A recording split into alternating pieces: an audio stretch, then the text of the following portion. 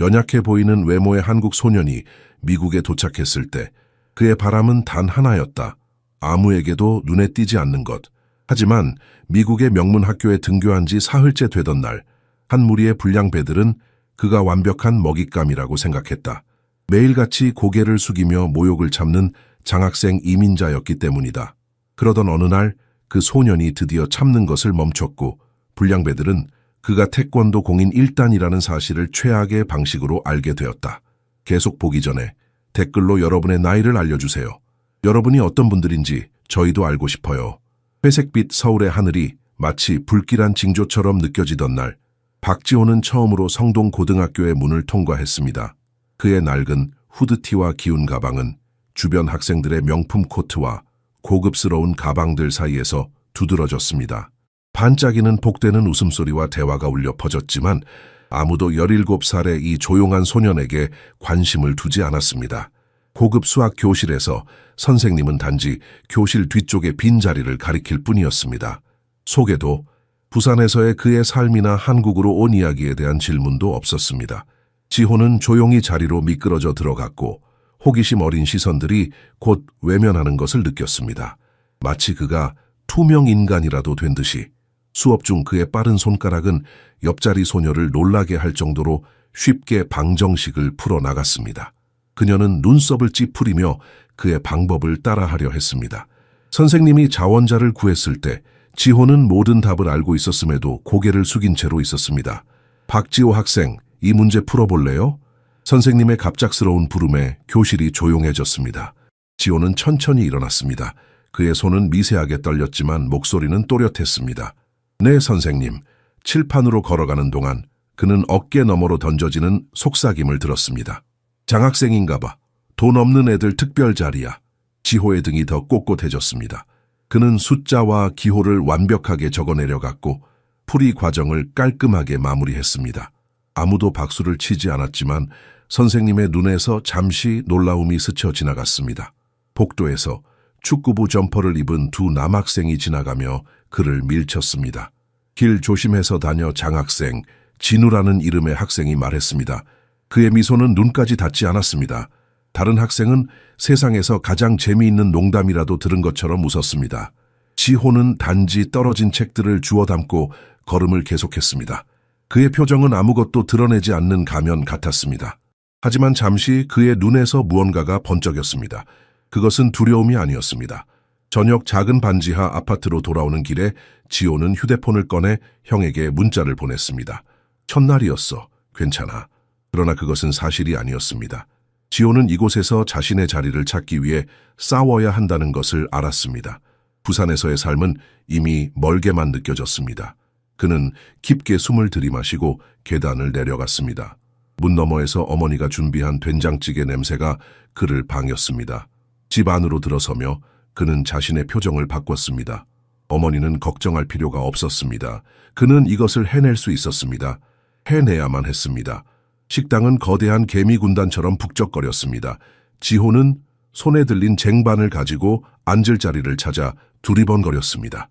각 테이블은 보이지 않는 자체 규칙이 있는 작은 왕국 같았습니다. 그는 창문의 희미한 빛이 간신히 닿는 가장 멀리 떨어진 구석에서 공간을 찾았습니다. 플라스틱 용기를 열자 밥, 야채, 작은 달걀 조각이 담겨 있었습니다. 익숙한 김치와 반찬 냄새는 조용한 위안이 되었고 고향에 대한 기억을 떠올리게 했습니다. 지호는 주변 환경을 조용히 관찰하면서 능숙하게 젓가락을 다루었습니다. 그때 그 목소리가 들렸습니다. 크고 의도적으로 그를 향한 목소리. 야 얘들아, 우리가 여기서 뭘 발견했는지 봐. 대공황 시대 역사 수업이 살아있네. 축구부 주장 진우가. 친구들이 웃는 동안 지호의 도시락을 가리켰습니다. 식당 전체가 얼어붙은 듯했고 수십 개의 눈동자가 지호가 앉아있는 구석으로 향했습니다. 이거 얼마 주고 샀어? 아니면 쓰레기통에서 주웠어? 지호는 마치 혼자인 것처럼 방법론적으로 계속 먹었습니다. 그의 호흡은 일정했고 눈은 음식에 고정되어 있었습니다. 멀리서 빨간 머리에 큰 안경을 쓴 여학생이 스케치북을 펼친 채 이 장면을 지켜보고 있었습니다. 반응이 없자 화가 난 진우가 테이블 위로 몸을 기울였습니다. 너한테 말하고 있어, 장학생. 귀 먹었어? 그의 입에서 장학생이라는 단어가 나올 때마다 그것은 마치 더러운 욕설처럼 들렸습니다. 지호의 목구멍이 조여들었지만 그는 천천히 음식을 삼켰습니다. 어머니가 새벽에 일어나 준비한 도시락이었습니다. 그녀의 갈라진 손이 떠올랐습니다. 지호는 마침내 고개를 들었습니다. 순간 그의 눈빛에서 뭔가 정의할 수 없는 것이 스쳐 지나갔습니다. 그는 조용히 용기를 닫고 물병을 집어 일어섰습니다. 한마디도 없이 진우를 돌아 식당 밖으로 걸어 나갔습니다. 그가 남긴 침묵은 어떤 대답보다 무거웠습니다. 복도에서 지호는 벽에 등을 기대고 눈을 감았습니다. 심장이 빠르게 뛰었고 손이 미세하게 떨렸습니다. 23까지 세고 다시 내쉬어 아버지가 가르쳤던 방법을 떠올렸습니다. 화장실로 들어가 싱크대에 도시락을 내려놓고 차가운 물을 얼굴에 끼얹었습니다. 거울 속 자신의 모습을 바라보았습니다. 창백한 얼굴, 어두운 눈, 젖은 머리카락. 지호는 자신에게 속삭였습니다. 견뎌라. 이것도 지나갈 거야. 그러나 마음 깊은 곳에서는 이것이 단지 시작일 뿐이라는 것을 알았습니다. 진우와 그의 친구들은 멈추지 않을 것입니다. 그들에게 지호는 자신들의 특권에 대한 불편한 상기였습니다. 가난한 이민자, 외부인, 그들의 세계에 맞지 않는 존재. 핸드폰이 진동했습니다. 태호 형의 메시지였습니다. 오늘 일찍 와 특별 훈련이 있어. 지호는 쓰라린 미소를 지었습니다. 학교에서는 약한 모습을 보일지 모르지만 도장에서는 달랐습니다. 그곳에서 그는 숨기는 힘을 가지고 있었습니다. 다음 수업 종이 울렸습니다. 지호는 깊게 숨을 들이마시고 얼굴에서 모든 감정을 지웠습니다. 다시 한번 아무것도 느끼지 않는 완벽한 가면을 썼습니다. 버스가 랜싱의 외곽 지역을 흔들리며 지나갈 때 지호는 이마를 흐릿한 창문에 기대었습니다. 그의 마음은 여기가 아니라 부산의 바다 냄새와 길거리 음식 향기로 가득 찬 분주한 거리에 있었습니다. 그는 자신이 자란 작은 아파트, 전자제품 가게에서 돌아올 때마다 고장난 부품들을 가져와 집에서 고치던 아버지의 웃음소리를 기억했습니다. 보렴, 지호야. 버려진 것이 어떻게 가치 있는 것으로 변하는지 아버지는 작은 회로를 납땜하는 법을 가르치며 말씀하셨습니다. 사고에 대한 기억이 항상 그랬듯이 경고 없이 찾아왔습니다. 한밤중에 전화, 병원, 몇 주 동안 계속된 어머니의 침묵, 부엌 테이블에 쌓여가는 청구서들, 그리고 그 남자들. 처음에는 공손하게, 나중에는 위협적으로 가게 운영을 위해 아버지가 가족에게 숨겼던 빚을 독촉하기 위해 문을 두드렸습니다. 어머니를 잘 돌봐. 태호 형이 집에 남아있던 가치 있는 물건들을 팔면서 어느 날 밤 말했습니다. 우리는 다시 시작할 거야. 버스가 덜컹거리며 멈추자 지호는 현실로 돌아왔습니다. 타이어 가게에 붙어있는 창고 앞에서 내렸습니다. 간단한 간판에는 박도장이라고 적혀 있었습니다. 안으로 들어가자 부산의 기억을 대신해 가죽과 땀 냄새가 그를 맞이했습니다. 태호는 지호가 들어올 때 한 학생을 지도하고 있었습니다. 지호와 똑같은 그의 눈은 즉시 동생의 어깨에 맺힌 긴장을 알아차렸습니다. 힘든 하루였어. 학생이 나간 후 태호가 물었습니다. 지호는 어깨를 으쓱했습니다. 학교. 더 말할 필요가 없었습니다. 태호는 동생의 침묵의 대가를 알고 있었습니다. 어린 시절부터 지호는 자신의 감정을 다른 방식으로 표출하는 법을 배웠습니다. 훈련을 위해 옷을 갈아입으면서 지호는 아버지의 말씀을 떠올렸습니다. 인생에서 지호야 차이를 만드는 건 소음이 아니라 조용한 단단함이란다. 도장 바닥에 무릎을 꿇고 앉아 지호는 눈을 감았습니다. 이곳은 그가 숨을 쉴 수 있는 유일한 곳이었습니다. 미국에서의 삶은 끊임없는 적응의 연속이었습니다. 외국인 억양을 비웃는 목소리들, 그의 문화를 이해하지 못하는 시선들, 그리고 무엇보다 그들이 결코 이해할 수 없는 상실감. 태호가 도장을 열기 위해 얼마나 희생했는지, 어머니가 밤늦게까지 청소일을 하며 어떻게 그들을 지원하는지 지호는 알고 있었습니다. 그가 할 수 있는 일은 참는 것뿐이었습니다. 인내심, 그것이 아버지가 항상 말씀하셨던 진정한 힘이었습니다. 준비됐어? 태호가 물었습니다. 도장 중앙에 서서 지호는 일어서며 고개를 끄덕였습니다. 몸을 풀며 그는 마음속으로 오늘의 모든 굴욕을 떨쳐냈습니다. 이곳에서 그는 약한 이민자가 아니었습니다. 이곳에서 그는 단순히 전사였습니다. 태호의 눈이 좁아졌습니다. 네 생각이 어디에 있는지 보인다. 집중해. 네 마음이 산만하면 네 몸은 따라갈 수 없어. 지호는 깊게 숨을 들이마시고 자세를 잡았습니다. 밖에서는 세상이 그를 깨뜨리려 할지 모르지만 이곳에서는 그가 다시 자신을 만들어갈 수 있었습니다. 한 동작씩 작은 도장의 낡은 매트가 오랜 친구처럼 지호를 맞이했습니다. 맨발로 서서 그는 발 아래의 익숙한 질감을 느끼며 준비 운동을 시작했습니다. 5살 때부터 알고 있던 이 춤과 같은 움직임은 정확하고 계산된 것이었습니다. 태호가 그의 앞에 자리를 잡았습니다. 말없이. 형제는 시작하기 전에 잠시 서로를 관찰했습니다. 이것은 단순한 육체적 훈련이 아니었습니다. 이것은 언어였고 치료였으며 공유된 기억이었습니다. 집중해. 동생의 생각이 방황하고 있음을 느끼자 태호가 중얼거렸습니다. 내 힘은 근육에 있지 않아. 지호는 고개를 끄덕이며 깊게 숨을 들이쉬었습니다. 아버지가 그들을 부산의 작은 도장으로 데려갔던 첫 훈련 날이 떠올랐습니다. 너희는 싸우는 법을 배우는 게 아니다. 아버지는 설명했습니다. 싸움을 피하는 법을 배우는 거다. 이제 움직임이 흘러나왔습니다. 방어, 회피, 방역, 몸이 생각보다 먼저 반응했습니다. 수년간의 훈련이 본능으로 변한 것입니다. 태호는 속도를 높여 동생의 반사신경을 시험했습니다. 지호는 망설임 없이 응답했고 강도가 높아지더라도 그의 얼굴은 평온했습니다. 1시간이 지났지만 지호의 움직임은 여전히 날카롭고 정확했습니다. 이마에 맺힌 땀방울이 그의 강렬한 집중력을 증명했습니다. 태호는 동생의 변화를 느꼈습니다. 아침에 학교로 떠났던 불안한 10대가 아니었습니다. 이곳에서 지호는 자신의 진정한 모습을 되찾고 있었습니다. 오늘 무슨 일이 있었어? 태호가 동작 사이에 물었습니다. 중요한 건 없어. 내 눈에 남아있을 만큼 중요한 일이었는데. 복잡한 시퀀스를 피한 후 지호가 대답했습니다. 몇몇 애들, 내 도시락이 우습대, 내 옷이 조롱거리래. 태호는 말보다 더 많은 것을 이해하며 고개를 끄덕였습니다. 그래서 넌? 형이 가르쳐준 걸 기억했어. 불필요한 싸움에는 존엄성이 없다고. 형제는 밖에서 하늘이 어두워지는 동안 계속 훈련했습니다. 정확한 타격과 단단한 블로킹 사이에서 지호는 바깥 세상이 빼앗으려 했던 평온함을 다시 찾았습니다. 마지막 동작을 마치고 지호는 깊게 숨을 들이마셨습니다. 이 작은 도장은 그의 성역이었습니다.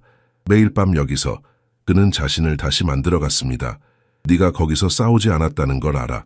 태호가 물병을 건네며 말했습니다. 하지만 그렇다고 네가 약하다는 뜻은 아니야. 지호는 형의 눈을 바라보았습니다. 형, 가끔은 그냥 맞서고 싶어. 내가 누군지 보여주고 싶어. 태호의 표정이 진지해졌습니다. 그들은 네가 누군지 알 자격이 없어. 아직은. 지호는 그 말의 무게를 느꼈습니다. 아버지가 항상 말씀하셨습니다. 진정한 전사는 싸울 필요가 없을 때 자신의 힘을 보여주지 않는다. 그날 밤 작은 아파트로 돌아가는 길에 지호는 스스로에게 물었습니다. 언제까지 자신을 숨겨야 할까요? 언제 자신의 진정한 힘을 보여줄 수 있을까요? 그는 별이 빛나는 미시간의 밤하늘을 올려다보았습니다. 부산의 하늘과는 달랐지만 별은 여전히 같았습니다. 어디에 있든 그는 여전히 박지호였습니다. 그리고 언젠가는 모두가 그것을 알게 될 것입니다. 학교 도서관은 지호가 소중히 여기는 고요한 피난처였습니다. 오래된 책장 사이에서 그는 호기심 어린 시선이나 조롱 없이 공부할 수 있었습니다. 바로 그곳에서 그는 그 주에 3번째로 식당에 있었던 붉은 머리 소녀를 발견했습니다. 그녀는 스케치북에 몰두해 있었고 손은 종이 위에서 우아하게 움직였습니다. 지호는 자신만 이 학교에서 보이지 않기를 원하는 사람이 아니라는 것을 깨달았습니다. 그녀의 책상을 지나치면서 그는 그림을 흘끗 보았습니다. 그것은 식당 장면이었고 진우가 그를 놀리던 순간을 놀라울 정도로 상세하게 포착했습니다. 하지만 종이 위에서 지호는 약하거나 모욕당한 것처럼 보이지 않았습니다. 예술가는 거의 위협적인 조용한 존엄성과 같이 거의 아무도 보지 못하는 것을 포착했습니다. 허락 없이 보는 건 신뢰예요. 그녀가 그림에서 눈을 떼지 않고 말했습니다. 지호는 얼굴이 뜨거워지는 것을 느꼈습니다. 죄송해요. 정말 잘 그렸네요. 그녀는 마침내 그를 바라보았고 그녀의 녹색 눈이 큰 안경 뒤에서 그를 관찰했습니다. 당신은 그리기에 흥미로워요. 다른 사람들처럼 반응하지 않거든요. 그게 칭찬인지 모르겠네요. 그녀의 얼굴에 작은 미소가 떠올랐습니다. 서연이에요. 저도 장학생이라 그 눈빛을 알아요. 여기에 속하지 않는다고 말하는 그 눈빛. 지호는 그녀의 말이 담긴 진실을 인정하며 고개를 끄덕였습니다. 조용히 그는 테이블에 앉았습니다. 밀스톤에 온 이후 처음으로 그는 자신을 설명할 필요가 없다고 느꼈습니다. 왜 맞서지 않았어요? 잠시 후 서연이 스케치북을 다듬며 물었습니다. 식당에서요. 지호는 잠시 생각하며 단어를 신중하게 선택했습니다. 어떤 싸움은 구름 같아요. 크게 보이지만 당신이 그것을 통과하면 그저 수증기일 뿐이죠. 서연은 다시 미소 지었습니다. 더 환하게. 당신은 속담책처럼 말해요. 그리고 당신은 사람들을 꿰뚫어 보는 것처럼 그리네요. 그가 대답했습니다. 그 순간 그들 사이의 공기에서 무언가 정의할 수 없는 것이 변했습니다. 지호는 그녀의 얼굴에서 상처의 흔적을 보았습니다. 감춰진 이야기들, 아마도 그의 것만큼이나 고통스러운 이야기들. 부산에서 왔다고 들었어요. 서연이 부드럽게 말했습니다. 그녀의 목소리에는 비웃음이 아닌 진정한 호기심이 담겨 있었습니다. 네, 1년 전에요. 지호는 더 많은 것을 말하고 싶은 충동을 느끼며 대답했습니다. 아무에게도 하지 않았던 말들. 아버지가 돌아가신 후에 형과 어머니와 함께 왔어요. 서연의 눈이 부드러워졌습니다. 많이 그리우시겠네요.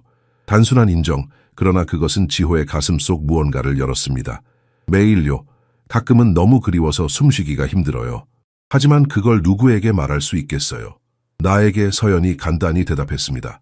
지호는 그녀를 바라보았습니다. 놀란 듯이.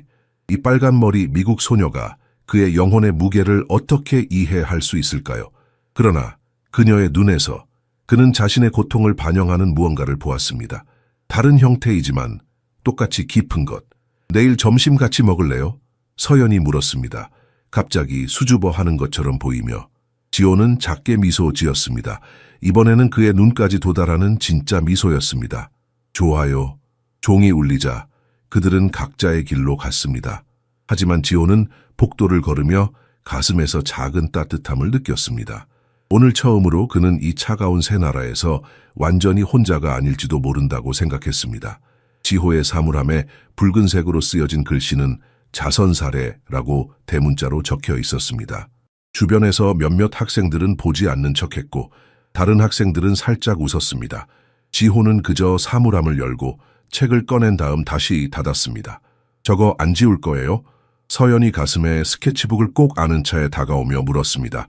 지호는 어깨를 으쓱했습니다. 벽의 글자들 그뿐이에요. 하지만 둘 다 그것이 그 이상이라는 것을 알았습니다. 그것은 선언이었고 도전이었으며 보이지 않는 선이 그어지고 있었습니다. 학교에 온 지 3주 만에 도발은 더 심해졌습니다.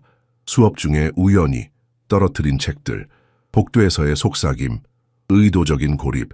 체육 수업에서 진우는 불필요하게 세게 농구공을 지호의 가슴에 던졌습니다. 어이, 너한테는 너무 센가? 지호는 공을 잡고 정확하고 단단하게 되돌려 주었습니다. 진우의 가슴을 맞춘 충격은 그를 한 걸음 물러서게 할 만큼 충분했습니다. 아니, 이 정도면 괜찮아. 체육관은 잠시 조용해졌습니다. 참을 수 없는 분노로 얼굴이 붉어진 진우는 눈을 가늘게 떴습니다. 너 지금 일부러 그러는 거지? 지호의 심장이 빠르게 뛰었지만 그의 표정은 변함없이 차분했습니다. 이것은 위험한 게임이었습니다. 그는 자신이 공영에 빠지지 않을 만큼만 대응해야 했습니다. 수업이 끝나고 탈의실에서 옷을 갈아입는 동안 진우의 친구 민석이 일부러 지호와 부딪혔습니다. 이렇게 작은 놈이 어떻게 장학금을 받았지? 특별한 연줄이라도 있나? 진우의 무리가 웃었습니다. 지호는 계속 옷을 갈아입었고 표정은 변함없었습니다.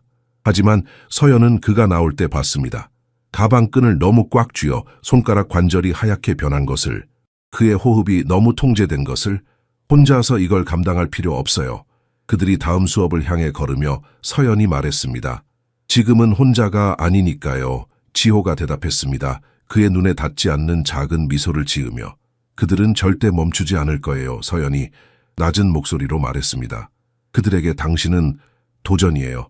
그들의 특권에 대한 도전. 지호는 고개를 끄덕였습니다. 그는 알고 있었습니다. 그의 존재 자체가 그들의 안전한 세계관을 위협했습니다. 그가 아무리 조용히 하려 해도 그들은 항상 그를 찾아낼 것입니다. 그날 오후 그는 평소보다 더 격렬하게 훈련했습니다. 태호는 동생의 공격 방식에서 변화를 느꼈습니다. 더 강렬하고 더 집중되어 있었습니다. 무슨 일이야? 태호가 물었습니다. 물을 마시기 위해 잠시 휴식을 취하며. 지호는 망설였습니다. 만약 만약 내가 방어하는 게 아니라 먼저 공격하면 어떨까요? 태호의 표정이 진지해졌습니다. 우리가 배우는 것은 싸우는 법이 아니라 화해하는 법이라고 아버지가 항상 말씀하셨어. 하지만 상대가 화해할 생각이 없다면요? 태호는 동생의 어깨에 손을 올렸습니다. 누군가가 너를 위협하고 있니? 지호는 시선을 피했습니다. 아니요. 그냥 가정하는 거예요. 태호는 고개를 저었습니다. 거짓말하지 마, 눈을 봐. 그가 지호의 턱을 들어 올려 눈을 마주치게 했습니다. 누가 너를 괴롭히고 있어? 지호는 깊게 숨을 들이마셨습니다. 괜찮아요, 형. 내가 처리할 수 있어요. 어떻게? 인내로요.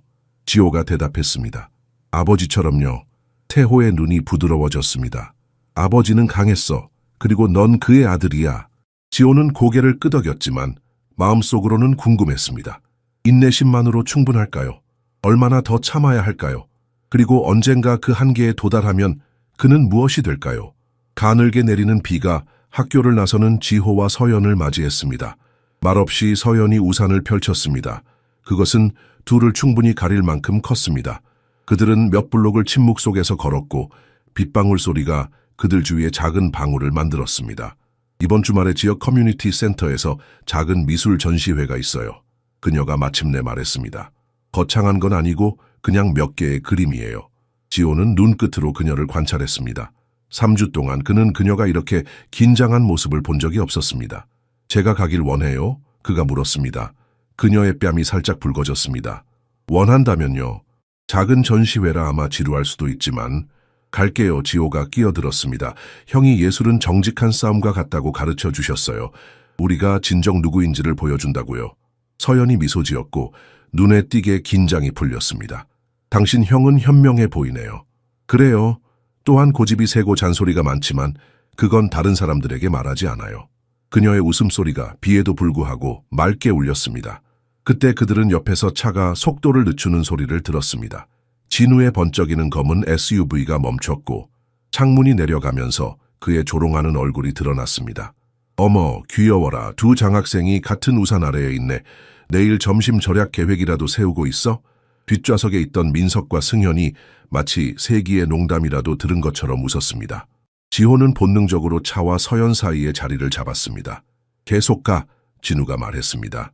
그리고 서연아, 내 미술 작품은 내 친구 취향만큼 한심해. 차가 가속하면서 웅덩이 물을 그들에게 뿌렸습니다. 지호는 그의 안에서 무언가가 바뀌는 것을 느꼈습니다. 그가 잘 알고 있는 차갑고 위험한 평온함. 어떻게 그들이 전시회를 알았을까요? 그가 물었습니다. 서연이 젖은 얼굴을 닦았습니다. 전단지가 학교 곳곳에 붙어 있어요. 상관없어요. 어차피 이 학교에서 아무도 안 올 거예요. 하지만 상관 있었습니다. 지호는 그녀의 눈에서 봤습니다. 그리고 이 도시에 온 이후 처음으로 그는 자신 이외에 보호해야 할 무언가가 있다고 느꼈습니다. 그날 밤 지호는 침대에 누워 천장을 바라보았습니다. 휴대폰이 빛났고 서연의 메시지였습니다. 안 와도 돼요. 이해할게요. 지호는 화면을 바라보며 생각에 잠겼습니다. 그가 가장 두려워하는 것은 무엇이었을까요? 진우와 그의 친구들이 방해할까봐, 아니면 그가 실제로 누군가에게 신경 쓰고 있다는 것을 다른 사람들이 알까봐? 갈게요. 그가 마침내 답장했습니다. 그리고 걱정하지 마세요. 그들은 그저 구름일 뿐이니까요. 형의 방에서 빛이 새어 나왔습니다. 지호는 일어나 문을 두드렸습니다.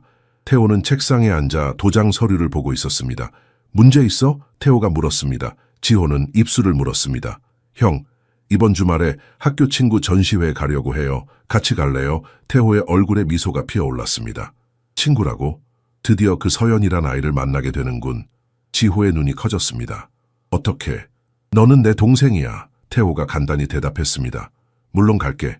침대로 돌아오면서 지호는 처음으로 랜싱에서의 삶이 견딜만하다고 느꼈습니다. 어쩌면 그저 어쩌면 그는 여기서도 자신의 자리를 찾을 수 있을지도 모릅니다. 커뮤니티 센터는 낡은 벽과 불규칙한 조명을 가지고 있었지만 서연의 그림들은 그 공간을 변화시켰습니다. 지호는 작은 갤러리를 천천히 걸으며 각 선, 각 그림자를 관찰했습니다. 그것들은 주로 초상화였습니다. 진정한 취약성의 순간에 포착된 얼굴들. 그리고 나서 그는 보았습니다. 식당에 혼자 앉아있는 자신의 그림, 다른 사람들이 웃는 동안 평온한 얼굴. 하지만 예술가는 더 많은 것을 포착했습니다. 거의 만질 수 있는 고독한 인물에서 발산되는 내면의 힘, 저를 실제보다 더 용감하게 그렸네요. 서연이 다가왔을 때 지호가 말했습니다. 내가 보는 것을 그려요. 다른 사람들이 보는 것이 아니라. 그녀가 안경을 신경질적으로 조정하며 대답했습니다. 지호와 태호의 어머니도 거기에 있었고 다른 방문객들과 대화하고 있었습니다. 어머니가 미국에 온 이후 이렇게 환하게 웃는 것은 처음이었습니다. 그녀를 그렇게 보니 지호의 가슴에서 무언가가 따뜻해졌습니다. 커뮤니티 센터의 문이 갑자기 열렸습니다. 진우, 민석, 승현이 비싼 자켓과 조롱하는 미소로 완전히 어울리지 않게 들어왔습니다. 그들은 지호와 서연이 있는 곳으로 직진했습니다. 그래서 이게 다야? 패배자가 그린 패배자 그림? 진우가 모두가 들을 수 있을 만큼 큰 소리로 말했습니다. 지호가 한 걸음 앞으로 나갔지만 서연이 그의 팔을 만졌습니다. 그럴 가치 없어요. 봐, 한국인이 여자친구한테 보호받아야 해. 민석이 도발했습니다. 태호가 나타나 동생 옆에 섰습니다. 그의 존재, 차분하고 중심이 잡혀 있으며 눈에 띄게 강한 는새 청년을 살짝 물러서게 했습니다. 여러분은 예술 행사에 있습니다. 태호가 말했습니다. 그의 목소리는 작지만 단호했습니다. 그에 맞게 행동하거나 떠나세요. 그의 어조에는 논쟁의 여지가 없었습니다. 세 사람은 나갔지만 진우는 먼저 지호를 똑바로 쳐다보았습니다. 이것으로 끝난 게 아니야, 박. 그들이 떠난 후 서연은 자신도 모르게 참고 있던 숨을 내쉬었습니다. 왜 그들은 나를 그렇게 싫어하는 걸까요? 당신에 관한 것이 아니에요. 지호가 대답했습니다. 우리가 대표하는 것에 관한 거죠. 우리가 그들이 가진 것이 없어도 가치 있다는 것을. 태호는 동생의 말에 자랑스럽게 고개를 끄덕였습니다. 하지만 그의 눈은 청년들이 나간 문을 따라갔고 선이 넘어갔다는 것을 알고 있었습니다.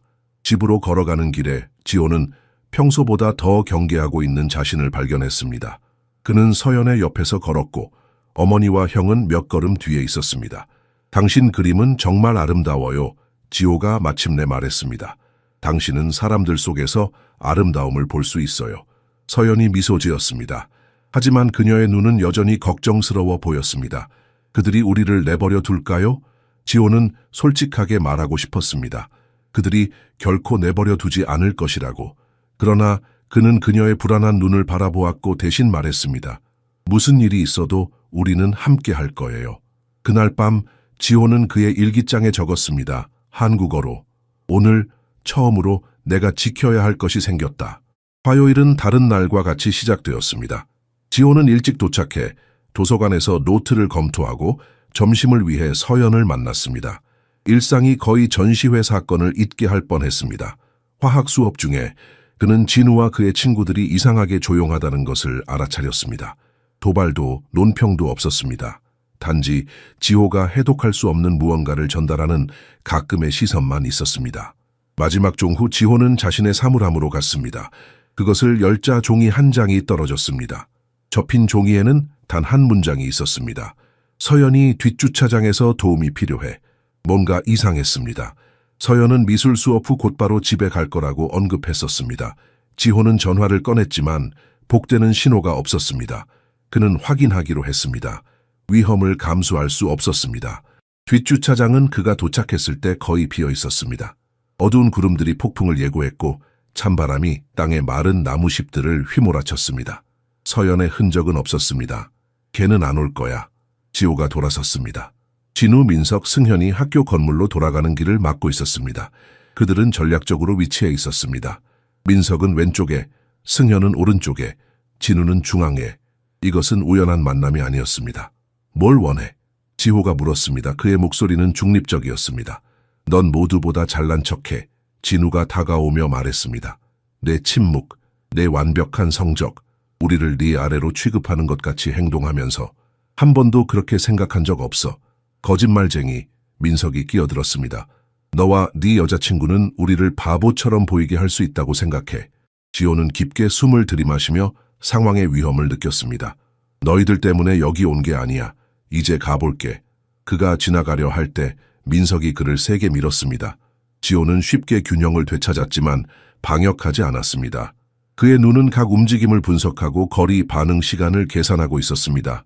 뭐야, 형이 옆에 없으니까 그렇게 용감하지 않나? 승현이 도발했습니다.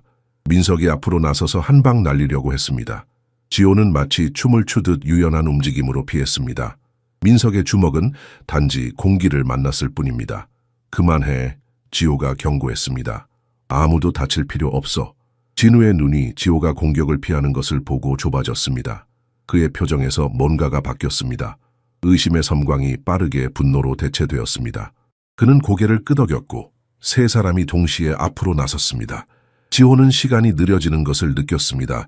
진정한 위험의 순간에 항상 그랬던 것처럼 그는 각 움직임을 그것이 일어나기 전에 보았습니다. 승현의 몸의 추진력, 민석 팔의 궤적, 진우의 돌진. 진우의 눈은 지호가 공격을 쉽게 피하는 것을 보고 좁아졌습니다. 그의 표정에 변화가 왔습니다. 순간적인 의심이 빠르게 분노로 바뀌었습니다. 그는 고개를 끄덕였고 세 사람이 동시에 앞으로 나섰습니다. 지호는 진정한 위험의 순간에 항상 그랬던 것처럼 시간이 느려지는 것을 느꼈습니다. 그는 모든 움직임을 그것이 일어나기 전에 보았습니다. 승현 몸의 추진력, 민석 팔의 궤적, 진우의 돌진, 빠른 회전, 옆으로 한 걸음, 그리고 민석은 자신의 추진력에 넘어졌습니다. 팔의 정확한 움직임, 그리고 승현은 발이 땅과의 접촉을 잃기 전에 등이 아스팔트에 떨어지는 것을 느꼈습니다. 진우는 더 강하고 더 경험이 많아서 지호의 재킷 가장자리를 잡을 수 있었지만 명확한 타격이 그의 명치를 가격하여 그를 숨이 막힌 채 구부러지게 했습니다. 15초 만에 세 사람 모두 땅에 있었습니다. 지호는 서 있었고 호흡은 약간만 변했습니다. 그의 얼굴에는 승리감이 없었고 단지 경계하는 평온함만 있었습니다. 여기서 뭐 하는 거지? 하트만 교감의 목소리가 공기를 갈랐습니다. 그와 함께 두 명의 직원과 놀랍게도 서연이 있었고 그녀는 놀란 눈으로 장면을 바라보고 있었습니다. 걔가 우리를 공격했어요. 진우가 일어서려 하며 소리쳤습니다. 우리는 그냥 얘기하고 있었는데 갑자기 미쳐버렸어요. 하트만은 지호를 보고 다시 땅에 있는 세 청년을 보았습니다. 모두 내 사무실로, 당장. 행정실에서 반대편에 앉아 있으면서 대비는 분명했습니다.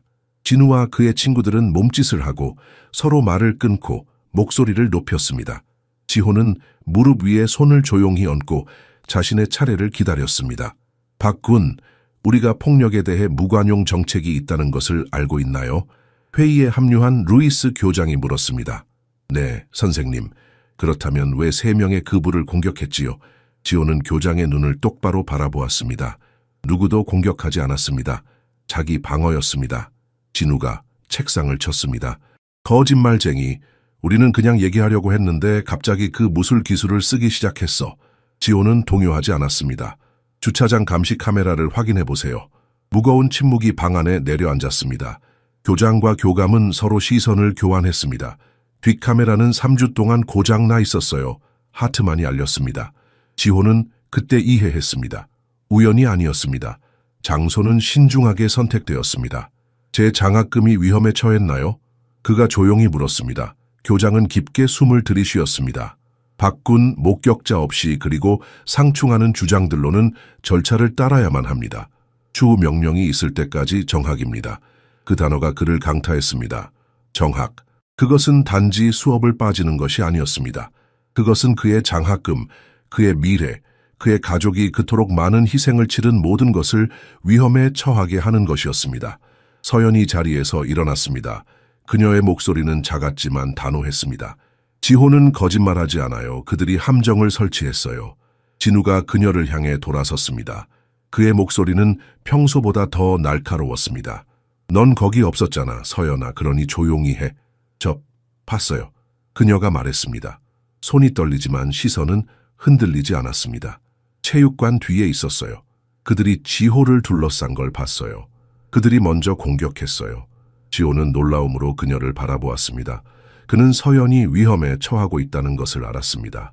진우의 가족, 학교에서의 그녀의 위치, 그녀의 미래. 왜 안 말했어요? 하트만이 물었습니다. 서연은 턱을 들었습니다. 무서웠어요. 하지만 이제는 더 무서운 것이 있어요. 뭐가? 침묵의 대가요? 정학은 형벌처럼 다가왔습니다. 지호에게 그것은 단지 수업을 빠지는 것이 아니었습니다. 그것은 장학금을 잃을 실제 가능성, 그의 가족이 그토록 많은 것을 희생해 건설한 미래였습니다. 그날 집으로 가는 길은 그 어느 때보다 고요했습니다. 어머니는 그가 이야기했을 때 눈물을 흘렸습니다. 실망이 아니라 두려움으로. 우리는 돌아갈 수 없어. 그녀가 한국어로 속삭였습니다. 돌아갈 곳이 없어. 태호는 조용히 있었지만 지호는 그 침묵을 알았습니다.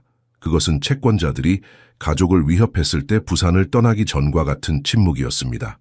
다음 날 지호가 빈 도장에서 훈련하는 동안 서연이 나타났습니다. 그녀의 얼굴은 창백했고 눈은 울고 난 것처럼 붉었습니다. 모든 걸 봤어요. 그녀가 전주 없이 말했습니다. 지호는 실행 중이던 동작을 멈췄습니다. 뭐라고요? 체육관 뒤에서 그림 그리고 있었어요. 당신이 도착하는 것, 그들이 당신을 둘러싸는 것, 모든 것을 봤어요. 작은 희망의 불꽃이 켜졌습니다. 왜 어제 아무 말도 안 했어요?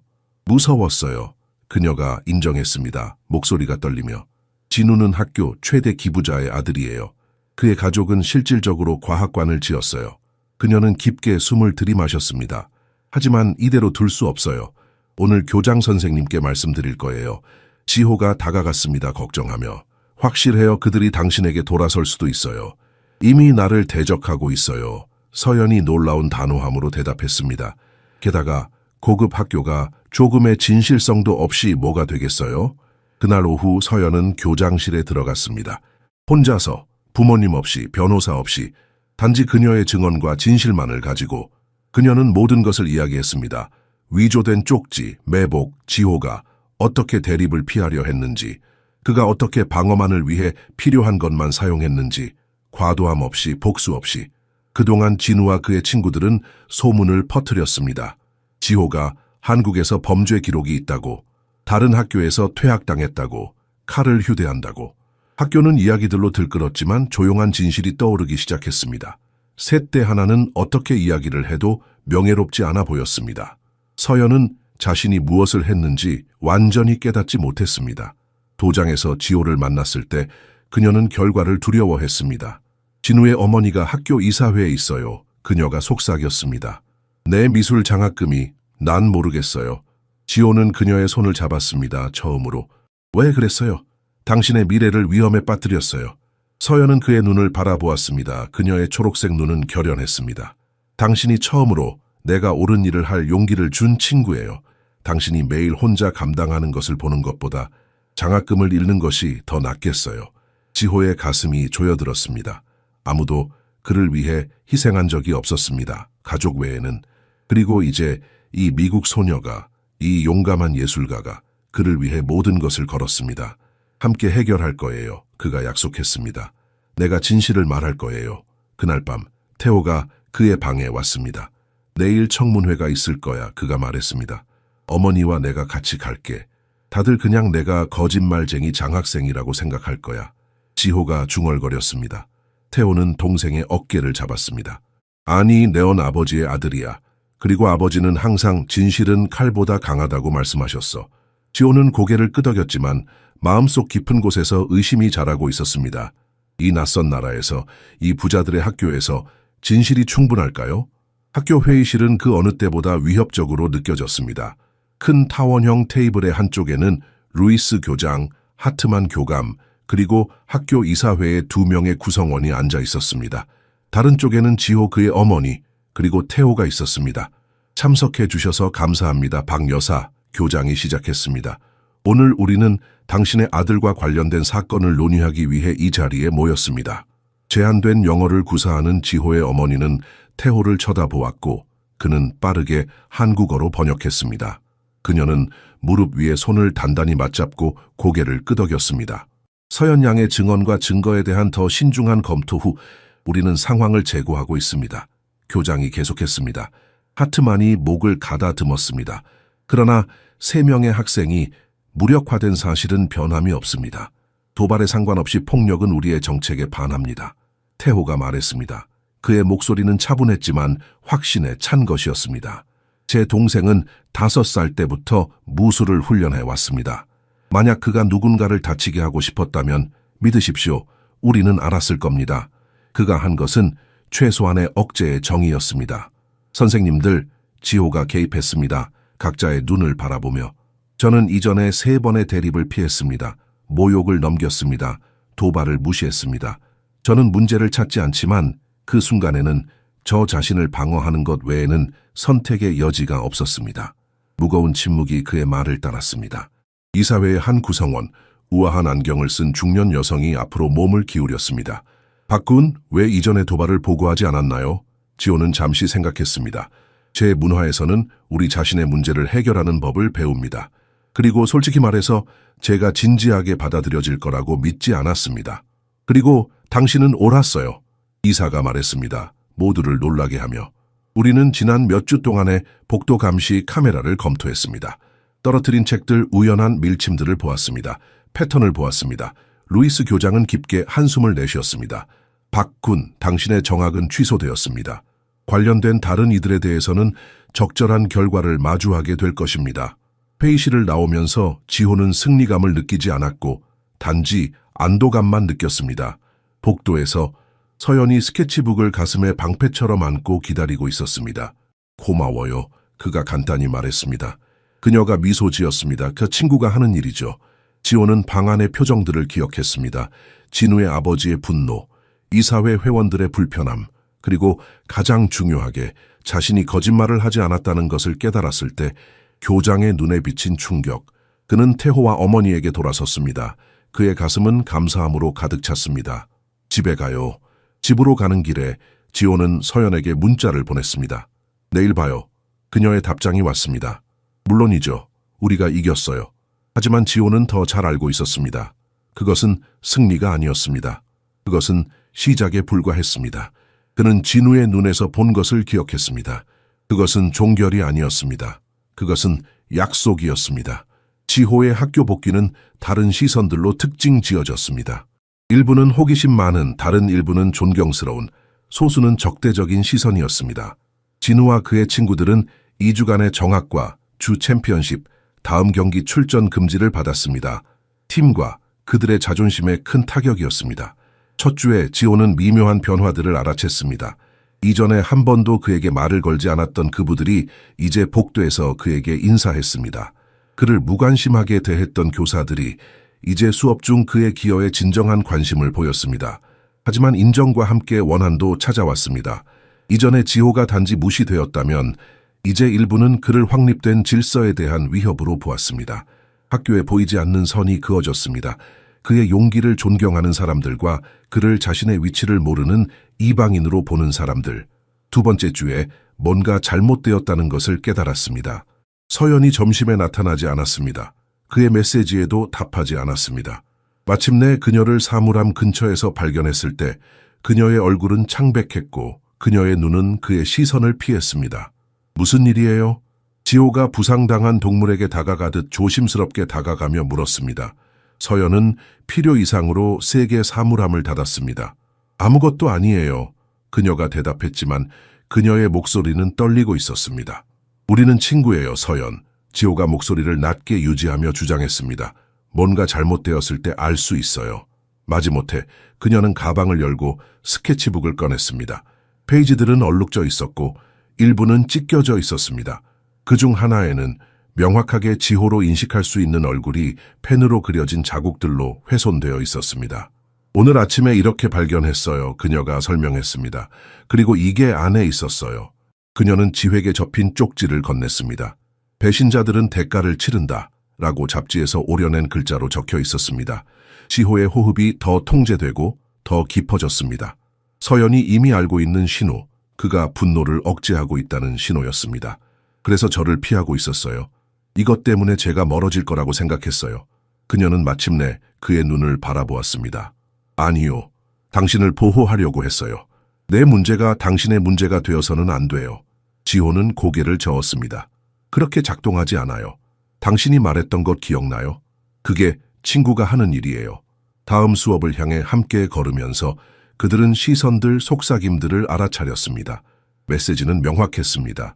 그들이 한 일은 잊혀지지 않을 것입니다. 그들은 이제 우리를 직접적으로 공격할 수 없어요. 지호가 말했습니다. 그래서 우리를 고립시키고 겁주려고 해요. 그리고 그것이 효과가 있어요. 서연이 인정했습니다. 다음에 그들이 무엇을 할지 두려워요. 지호는 깊게 숨을 들이마셨습니다. 아버지는 두려움은 그림자 같다고 하셨어요. 당신이 뒤로 물러날수록 더 커 보인다고. 우리는 그것에 맞서야 해요. 그날 오후 그들이 함께 식당에 들어갔을 때 순간적인 침묵이 환경을 덮었습니다. 서연이 망설였지만 지호는 계속 걸었고 빈 테이블을 가리켰습니다. 그것은 조용한 선언이었습니다. 그들은 숨지 않을 것입니다. 그들이 앉은 후 서연이 속삭였습니다. 그들은 우리가 함께 있는 것을 싫어해요. 왜일까요? 지호는 주위를 둘러보았습니다. 빠르게 다른 곳을 보는 눈들을 발견했습니다. 왜냐하면 우리가 그들의 힘을 두려워하지 않는다는 것을 보여주니까요. 그것이 그들이 가진 유일한 것이에요.